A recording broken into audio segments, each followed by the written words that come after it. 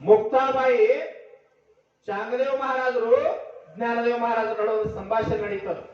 ಜ್ಞಾನದೇವ ಮಹಾರಾಜರು ಬ್ರಹ್ಮಜ್ಞಾನಿಗಳಾಗಿದ್ರು. ಮುಕ್ತಾಬಾಯಿ 14-15 ವರ್ಷಕ್ಕೆ ಬರೀ. ಚಾಂಗದೇವ್ ಪೂರ್ಣತಾಂಬ ಅಂತ ಸಮಾಧಿ ಅದ, ಯಮನೂರ್ ಚಾಂಗದೇವ್ ಅಂತ ಕರೀತಾರಲ್ಲ, ಒಂದು ಪತ್ರ ಹಾಕ್ತಾ ಇದ್ದಾವ. ಜ್ಞಾನದೇವ ಮಹಾರಾಜರಿಗೆ ಆಶೀರ್ವಾದ ಮಾಡಿ ಬರಿಬೇಕಂತಂದ್ರ ಜ್ಞಾನದೇವ ಮಹಾರಾಜರು ಬ್ರಹ್ಮಜ್ಞಾನಿಗಳಾಗಿದ್ರು. ನಮಸ್ಕಾರ ಅಂತ ಮಾಡ್ಬೇಕಾದ್ರೆ ವಯಸ್ಸು ಸಾಣದು, ಖಾಲಿ ಪತ್ರ ಕಳಿಸ್ತಾರ. ನಾ ಭೇಟಿಗೆ ಬರಾಕತ್ತೀನಿ ಅಂತೇಳಿ ಖಾಲಿ ಪತ್ರ ಕಳಿಸ್ತಾರ. ಮುಕ್ತಾಬಾಯಿ ಕೈಯೊಳಗೆ ಸಿಗ್ತದ. ಮುಕ್ತಾಬಾಯಿ ಅಂತಾಳ, ಚಾಂಗದೇವನ ಪತ್ರ ಈ ಕಡೆ ಮಾಡಿ ಹೊಳಿಸಿ ನೋಡ್ತಾಳ, ಖಾಲಿ ಇರ್ತದ. ಚಾಂಗದೇವನ ತಲೆ ಇನ್ನ ಖಾಲಿನ ಐತೆ ಅಂತ ಹೇಳ್ತಾಳ.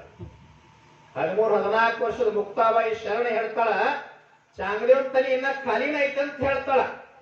ಅವಾಗ ಜ್ಞಾನದೇವ ಮಹಾರಾಜರು ಸುದ್ದಿ ಮುಡಿಸ್ತಾಳ, ಚಾಂಗದೇವ ಮಹಾರಾಜರು ನಿಮ್ ಭೇಟಿ ಆಗ್ಲಿಕ್ಕೆ ಬರಾಕತ್ಯಾರಿ ಅಂತಂದಾಗ ಹುಲಿ ಮ್ಯಾಗ ಕುಂತ ಚೇಳನ್ನ ಮುಗದಾನ ಮಾಡ್ಕೊಂಡಿದ್ದ, ನಾಗರ ಹಾವನ್ನ ಬಾರ್ಕೋಲ್ ಮಾಡ್ಕೊಂಡಿದ್ದ ಯಾರು? ಚಾಂಗದೇವ್. ಹುಲಿ ಮ್ಯಾಗ ಕುಂತ ಬರಾಕತ್ತಿದ್ದ. ಮುಕ್ತಾಬಾಯಿ ಹೇಳಿದಾಗ ಜ್ಞಾನದೇವ ಮಹಾರಾಜರು ಒಣ ಮಣ್ಣಿನ ಕಲ್ಲಿನ ಗಾಡಿ ಮ್ಯಾಗ ಕುಂತಿದ್ರು, ಅವ್ರು ಮಾತಾಡ್ಕೊಂತ. ಅವಾಗಪ್ಪ ಚಾಂಗದೇವ ಮಹಾರಾಜರು ನಿಮ್ ಭೇಟಿಗೆ ಬರಾಕತ್ಯಾರ ಅಂತಂದಾಗ, ಅಂತ ದೊಡ್ಡ ಮನುಷ್ಯರು ಬರಾಕತ್ಯಾರ ಹೋಗು ನಡಿಪ, ಭೇಟಿ ಆಗೋನು, ಮುಖಾಮುಖಿ ಆಗೋನು ಅಂತ ಹೇಳಿ ಗ್ವಾಡಿ ನಿರ್ಜೀವಾಗಿರ್ತಕ್ಕಂಥ ಮಣ್ಣಿನ ಕಲ್ಲಿನ ಗ್ವಾಡಿ ಹೇಳ್ತಾರ, ಹೋಗು ನಡೆಯಲ್ಲ. ಗ್ವಾಡಿ ಬಸ್ ಹೊಂಟಾಗ ಜೀವಂತ ಹೋಗ್ತದೆ ಎದುರಿಗೆ. ಚಾಂಗದೇವ ಮಹಾರಾಜರು ಎದುರಿಗೆ ಹೋಗಿ ನಿಂತಾಗ ಚಾಂಗದೇವ ಮಹಾರಾಜರಿಗೆ ಅಹಂಕಾರ ಇರ್ತದ, ಒಳಗೆ ನಾನಾ ಶ್ರೇಷ್ಠ ಅಂತ ಕೇಳಿ. ಅವಾಗ ಚಾಂಗದೇವ ಮಹಾರಾಜರ ಅಂತಾರ, ಜೀವಂತ ಇದ್ದುದನ್ನು ವಶ ಮಾಡ್ಕೊಂಡೀನಿ.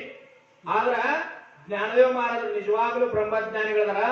ಮಾತಾಡದೆ ಇರ್ತಕ್ಕಂಥ ಮಿರ್ಜು ಕಲ್ಲಿನ ಗ್ವಾಡಿ ಬರಕತ್ತೆ ನಿಜವಾದ ಜ್ಞಾನಿ ಅದಾರ ಅಂತ ಉದ್ದಕ್ಕೆ ಸಾಷ್ಟಾಂಗ ಹಾಕಿಬಿಡ್ತಾರ ಜ್ಞಾನದೇವ ಮಹಾರಾಜರು.